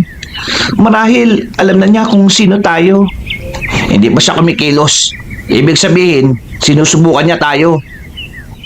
Gusto niya makita kung paano tayo lalaban. Kung hanggang saan tayo at kung worth it ba na tayong patayin. Delikado na tayo, Brina. Hindi niya tayo papatayin agad. May gusto pa siyang malaman eh. So anong plano? Ipaalam muna natin lahat kay Colonel. Nakapatong sa mesa ang comms device. Yun na yung punto na wala ng atrasan. Nagkatinginan sila ni Lucio. Tumango siya. Pinindot ang comms. Kailangan na nilang maibalita agad sa base ang lahat-lahat. This is Colonel Wilfredo. Report. Colonel, Lieutenant Dina po. Kasama ko si Sergeant Lucio Reyes. Okay, proceed. Colonel, nagsimula po kami sa pantalan kung saan huling nag-report si Liam. Sir, may nakausap po kaming matandang saksi sa nangyari nun. Okay, details. Ayon po sa kanya, may nangyaring pagsabog ng mga bangka. Halos 2 buwan nang nakalilipas. May isang lalaki raw ang tumalon matapos ang unang pagsabog ng isang bangka para tumulong sa ibang bangka. Ang description, tumutugba kay Liam. Sir, ayon sa saksi, oras matapos ang insidente, may dumating na grupo ng kalalakihan. Kinuha nila ang katawan ng lalaking yun. Isinakay sa isang itim na van. So you're saying Yes, Colonel. Confirm, si Liam po yun. Colonel, may isa pa po kaming nalaman mula sa saksi. Ayon sa kanya, pinamumugaran raw ng mga aswang ang baryo. At sir, ang tinutukoy niyang pinuno ay si Edgar. understood. Continue. Sir, nung nakasama ako sa mga nakarang araw sa lakad ni Edgar, may mga nakausap siyang buyers. What kind of buyers? High level, sir. May connection sa labas ng baryo. Hindi lang droga ang pinag-uusapan nila eh. May binabanggit silang enhanced assets. At base sa mga usapan nila, may bentahan ng mga taong binago o mga na-experiment na normal na tao.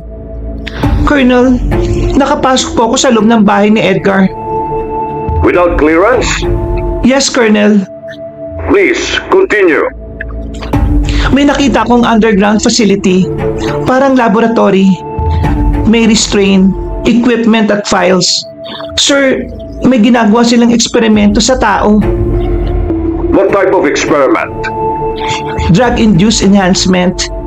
Pinapalakas ang katawan pero nawawala ang pagiging normal ng tao. Colonel, confirmed na po. Si Manuel ay si Liam. Si Liam ang subject A sa experiment. Matalino si Colonel Wilfredo. Hindi na kailangan pa ng buong detalye. Kailangan nilang malaman ang mga susunod nilang hakbang. Kaya ipinaalam na talaga nila Brina ang mahalagang detalye. Sinama ako ni Edgar sa ibang lakad. Pinag-iwalay kami. May location na pinautos sa akin na puntahan daw dahil may panibagong buyer. Walang buyer na sumipot. Bigla na lang akong sinugod ng mga aswang. Ambush po yun. By who? Mga aswang. Multiple hostiles. Diretsong pumatay. Walang warning. Target nila ako, Colonel. Nalagay ko, alam na ni Edgar kung sino kami. This operation is now classified as high-risk containment. You are compromised, pero you will not withdraw. You will continue the mission. Loud and clear, Colonel. Primary objective, rescue Liam. Secondary, terminate Edgar. Copy, Colonel. Copy, sir. Pinatay na nila ang comms noon. Tahimik ang kwarto. Pero ramdam nilang ibang laban na ang paparating. Hindi na ito simpleng misyon. Tumingin si Brina kay Lucio. May plano ng pag-atake sa kampo nila Edgar. Nakalatag ang mapa sa mesa noon. May markang pula sa bahay ni Edgar at ang mga linya ng posibleng galawan. Hindi na ito simpleng pasok at labas. Kailangan eksakto ang bawat kilos. Nakatayo si Lucio, nakatingin sa mapa. Si Brina naman, nakaharap sa kanya. Baguhin natin siguro yung approach, ma'am, kung okay lang sa'yo. Ano bang naisip mo? Dito ako pupwesto sa mataas na bahagi na yan. Diyan? Kasi sniper? Mas mabilis kung matatanggal ang mga target. At may clear line of sight ako sa paligid ng bahay. So akong papasok mag-isa? Ganun na nga yata yun. Hindi ka naman mag-iisa, ma'am eh. I've got your back. Sige, suggest ka. Makikinig ako. Salamat, ma'am. Same route. Sa likod ka papasok. Desk guard. Mas mabilis ang pagpasok. At mas malapit sa underground. Kapag may gumalaw, akong bahala. Kaya mong sabayan yung bilis nila? Basta ulong target, babagsak yun, di ba? Primary si Liam. Kailangan ko siya ng buhay. Okay, copy po, ma'am. Kapag umatake siya, Akong haharap. Kaya ko siyang pakalmahin. at ano kung hindi? Gagawa ko ng paraan. Habang kinukuha mo siya, ako maglilinis ng daan nyo palabas. Exactly. Makakagalaw kami na maayos. Kapag nakuha mo na siya, diretso ka na sa exit point, ha? At ikaw, Cover hanggang makalayo kayo. huwag ka magpapaiwan ha. That's an order. Relax, hindi ako mamamatay ngayon. Sinimulan na nilang umaksyon ayon sa plano. Nakapasok na si Brina sa mansyon nila Edgar. Masyadong tahimik, hindi normal. Dahan-dahan siyang naglakad noon. Gamit ang comms, doon sila nag-uusap. Lucio, may galaw. 3. Teka, 5. Papunta sa'yo. Huminto si Brina noon at tuminga ng malalim. Biglang may kaluskos mula sa likod. Lumingon siya noon at isang anino ang sumugod. Hindi na siya nag-isip. Kumilos na lang siya. Pinindot niya ang gatilyo. 1 putok, 2, 3. Masyadong mabilis ang aswang. Tumalon ito at nakaiwas siya. Akala ni Brina tapos na. Hindi pa pala. May lumabas pa sa dilim. 1, 2, 3. At yung isa sa kanila nakangiti. Nanikip ang dibdib niya pero hindi siya umatras. Sumugod sila sabay-sabay. Biglang may bumaril sa ulo ng isa at bumulagta. Si Lucio yon, bilang nakapwesto na sniper. 2 na lang. Huminga siya ng malalim at sumugod. Hindi na siya naghintay at inunahan na niya. Yung una, dumiretso sa kanya. Yumuko siya nun. Hinugot niya ang kutsilyo at isinaksak niya ito sa tagiliran ng aswang. Pero hindi sapat. Hinablot siya sa leeg. Hindi siya makahinga. Hindi siya pwedeng matalo. Sinipa niya ang tuhod nito. Natumba ang aswang. Biglang sumabog ang ulo niya. Salamat, Sergeant. Walang anuman, Lieutenant. Dahan-dahan siyang pumasok. Nakabantay ang mata sa bawat galaw. Tahimik ang paligid. Masyadong tahimik nang biglang umilaw ang buong sala. Nandoon si Edgar, nakaupo sa gitna. Dahan-dahan itong tumayo. Sa likod niya noon, si Jennifer at si Liam. Simula pa lang alam ko na kung sino kayo. Talaga ba? Buyer, hindi bagay. Masyado ka maingat Masyadong obserbador. At higit sa lahat, masyado kang interesado kay Manuel. Doon pa lang alam ko na. Hindi siya makasagot noon. Napatingin siya kay Liam. Mukhang nawala na naman ang memorya nito. Iba na naman ang itsura niya. Seryoso at para na namang hindi siya nito kilala. Ginawa mo sa kanya. Tinulungan ko siya. Sinisira niyo ang katawan niya. Ginawa ko siyang mas malakas sa tapat. At ikaw, Lieutenant Brina. At yung kaibigan mo, yung sniper mo sa labas. Kinabahan si Brina noong mga sandaling yon dahil marami itong alam. Pero wala namang atrasan na ito. Lalaban sila hanggang sa dulo. Sa labas, may putok ng baril. Napalingon siya. Iniisip niyang baka si Lucio na pala yun. Relax, hindi ko pa siya pinapatay. Gusto ko muna matapos to. Kasi gusto ko makita kung paano kapatayin ang asawa mo. Kumikpit ang hawak ni Brina sa baril. Hindi na lang ito rescue. Tinitigan niya si Liam. Magkaharap na sila. Si Edgar nakatayo sa gilid, nakangisi. Si Jennifer tahimik lang na nakamasid. Pero kitang-kita ang galit sa kanyang mga mata. Unti-unting lumapit si Liam. Mabagal at delikado. Nag-iba ang anyo niya. Lumabas ang maitim na ugat sa liig. Unti-unting umitim ang mga mata. Liam, umising ka. Sige, patunayan mo kung sino ang pipiliin mo. Biglang sumugod si Liam. Napaputok si Brina pero mabilis siyang nakaiwas. Masyado siyang mabilis. Lumapit ito agad. Sinuntok siya ni Liam. Tumama siya sa mesa. Nabuwala ang gamit. Tumayo siya dahan-dahan. Liam, tigilan mo ito. Sumugod ulit si Liam. Nagpaputok ng baril si Brina. 2 putok. Tumama sa balikat ni Liam. Pero hindi pa rin ito tumitigil. Hindi na normal si Liam. Lumapit siya. Hinawakan ng baril niya. Nabitiwan niya yon. Hinawakan niya ang leeg ni Brina at iniangat siya sa ere. Liam! Huwag ka magdalawang isip. Tumingin si Liam kay Brina ng malamig. Pero may bagyang pag-aalinlangan. Biglang humigpit ang hawak ni Liam. Hindi pa huli. Hinawakan niya ang kamay ni Liam. Nahihirapan na siyang magsalita. Naalala mo ba po? Yung dagat, yung pangako mo. Tama na yan. Patayin mo na siya. Kumikpit ulit ang hawak ni Liam. Lumuluha na si Brina. Kitang-kita ni Brina ang pagbalik sa orihinal na kulay ng mata ni Liam. Ramdam niyang lumuluwag na ang pagkakahawak nito sa leeg niya.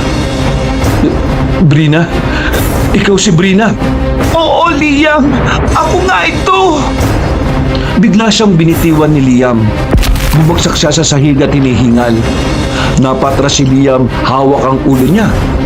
Inaatake na naman yata siya. Bakas ang pag-aalala ni Jennifer nung mga sandaling yon. Anong ginawa mo?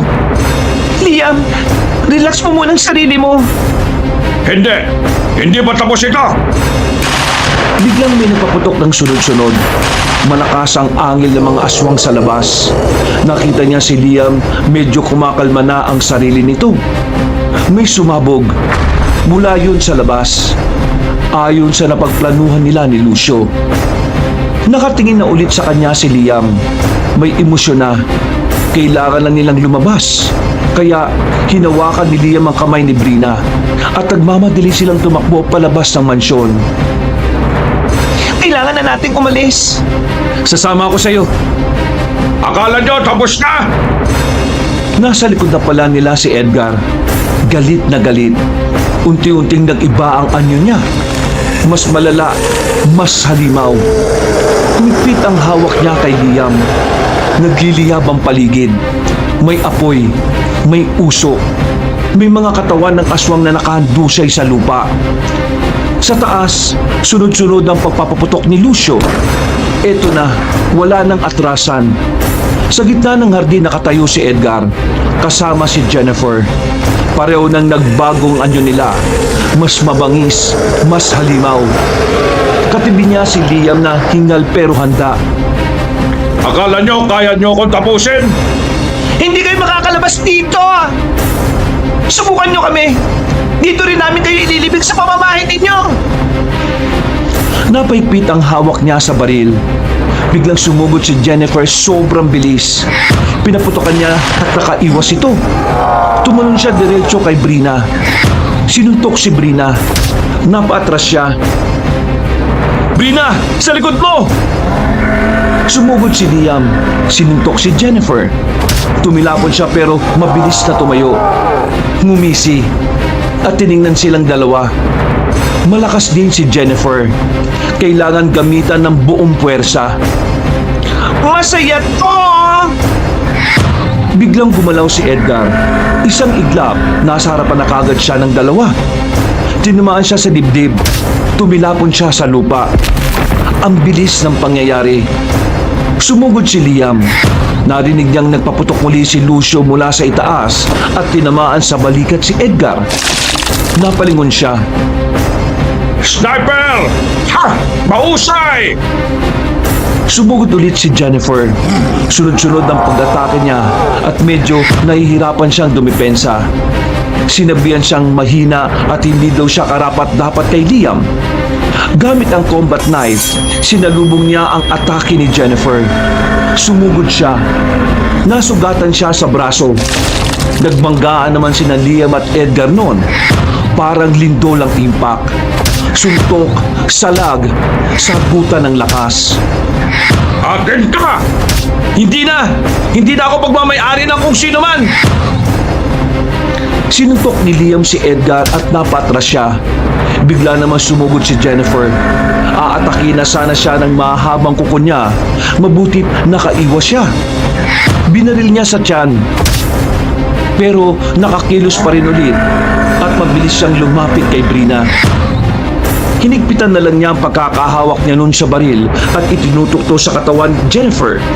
Nung malapit na siya, nabalil niya banda sa puso nito. Napahinto si Jennifer at napahawak sa dugo ang dibdib. Nung makita niya ang mga dugo sa palad niya, nanlaki ang mga mata niya. Dahan-dahan siyang napaupo hanggang sa napaiga na siya at binawian na rin siya ng buhay.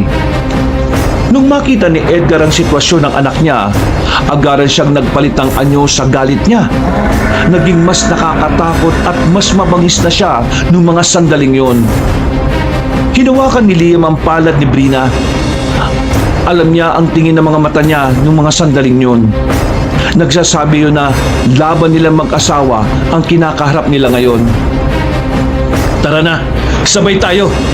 Oo, dahil laban natin to! Sumugod si Edgar. Isang putok ulit galing kay Lucio. Natamaan na si Edgar. Sandaling natigil. Sinamantala nila ang pagkakataon yon. Sumugod sila at sinuntok ni Liam. Binaril niya ulit ng sunod-sunod. Napatras si Edgar noon. Lumapit si Liam. Hinuwakan si Edgar. Brina! Ngayon na! Tumakbo siya. Hinila niya ang baril at binaril siya diretso sa ulo. Dahan-dahan bumagsak si Edgar. Sa wakas, patay na. Tahimik na ang paligid. Wala nang galaw nun. Alam niyang tapos na. Napatingin siya kay Liam, buhay at kasama siya. Humigpit ang hawak niya sa kanya. Unti-unting humupa ang apoy. May usok pa ring umaakyat sa hangin. Nagkalat ang mga bangkay noon ng mga aswang na ngayon ay tila ordinaryong laman na lang. Ganito pala ang dulo. Nakatayo sa gitna, Pagod, sugatan, pero buhay. Sa wakas, tapos na. Sa gilid, lumapit si Liam, hingal pa rin. May mga sugat. Tumingin siya sa paligid, parang hindi pa rin makapaniwala. Ang naging kuta at pinagtataguan ng pinuno ng mga halimaw ay nawasak na rin. Parang ang daming nawala. Oo, sobrang daming nawala, Liam. Ako rin, parang may kulang sa alaala ko eh. Babalik din yan. Huwag ka mag-alala. Ikaw ba? Ikaw ba talaga yung sinasabi mo? Asawa mo? Oo, ako nga. Totoo yung sinasabi ko sa'yo noon. Tahimik siya. Tinitigan siya na parang hinahanap ang sagot sa sarili niya. Dahan-dahan niyang hinawakan ng kamay. Hindi siya bumitaw. Hinigpitan pa ang paghawak sa mga palad niya. Hindi ko maalala lahat pero pakiramdam ko totoo. Okay na yon. Sapit ng nararamdaman mo. Maya-maya, lumapit si Lucio mula sa likod. May dala pa ring sniper rifle. Bakas din sa mukha niya ang saya nung makitang successful ang mission. Lalo na't kasama nila si Liam. Lieutenant, kumusta? Ayos lang ba kayo? Salamat sa cover, ha. Timing lang, ma'am. Mabuti't buhay siya. Tulad ng request ni Colonel, ibalik natin siya. Maraming salamat sa inyong dalawa. Hindi pa man tuluyang bumabalik ang alaala ko. Ramdam kong malaking parte kayo sa buhay ko. Buti na lang. Aantayin kita, pre. Sa malayo, may maririnig na silang helicopter noon. Dumating na rin sila. Dahan-dahan bumaba ang chopper. Umiikot ang hangin. Lumilipad ang abo at alikabok. Extraction na! Tinulungan nila si Liam maglakad papunta sa chopper. Bago sumakay noon, napalingon si Brina sa likuran. Para sa huling pagkakataon. Lahat ng mga iba't ibang masasamang alaala sa wakas ay natapos na. Umalis ang chopper. Unti-unting lumiliit ang baryo sa ibaba. Sa loob, magkatabi sila ni Liam. Tahimik. Dahan-dahang hinahawakan niya ulit ang kamay ni Brina. Hindi to binitiwan. Di bale, simula pa lang ulit. Ang mahalaga, nakabalik siya sa piling nila. Isang buwan ang nakalipas noon. Masigla ang paligid. May mga sundalo, may ingay, may kwentuhan. Nasa loob si Brina ng opisina. May inaayos na papeles. Biglang tahimik. Parang may pumasok. Napatingin ang lahat sa pinto. Dahan-dahan pumasok si Liam at maayos na ang itsura at naka-uniform. May hawak na bouquet ng bulaklak. Nagbulungan ng mga sundalo. May ngitian. May kilig. Napahinto siya noon at tumitig sa kanya. Ay, may pagganap pa pala. Liam, kailan ka pa dumating? Dahan-dahan siyang lumapit. Biglang tahimik ang buong opisina noon. Puminto siya sa harapan ko. Tinitigan niya akong may ngiti. Hindi niya may paliwanag ang saya na nararamdaman niya noong mga sandaling yon. Brina, kumusta ka na? Pasensya na at pinaghintay pa ulit kita ng buwan. Bakit? Naaalala mo na ba? Malinaw na ang mga alaala ko, mahal. Kahit nung nawala ako, kahit hindi ko maalala lahat, ikaw pa rin ang hinahanap ko. Liam, ang mahalaga sa akin, okay ka na. Maalala mo man kagad o hindi, aantayin pa rin naman kita eh. Mag-asawa tayo. Pwede ba simulan ulit natin? Yung tipong susubukan natin gampanan ng pagiging mag-asawa natin. Pupunuan ko ang lahat ng mga pagkukulang ko noon. Hindi lang naman ikaw nagkulang eh. Bilang asawa mo, maraming bagay din akong hindi nagampanan ng maayos. Hindi na kailangan magsimula ulit kasi hindi naman natapos. Salamat sa tiyagang hinintay mo ang pagbabalik ko ha. Alam kong napakahirap nun sa'yo pero tiniis mo. Mahal kita eh. Mas na-realize ko ang lahat nung nawala ka sa tabi ko. Matagal na tayong magkasama pero ngayon ko lang naramdaman ng ganito. Kaya salamat dahil lumaban ka at nakabalik ka. Napangiti siya. Sa likod, biglang may nag-ingay na mga sundalo. May mga nagsigawan ng asar pa sa kanila. Napatawa si Brina. Napailing naman si Liam ng nakangiti at dahan-dahang hinawakan ng kamay niya. Hindi nito binitiwan. Nawala siya pero bumalik din. Ang buhay mag-asawa ay hindi laging perpekto. May tampuhan, may distansya, may hindi pagkakaintindihan. Pero natutunan ni Brina sa bawat unos ang pagmamahala ng magpapatibay sa kanila. Wakas,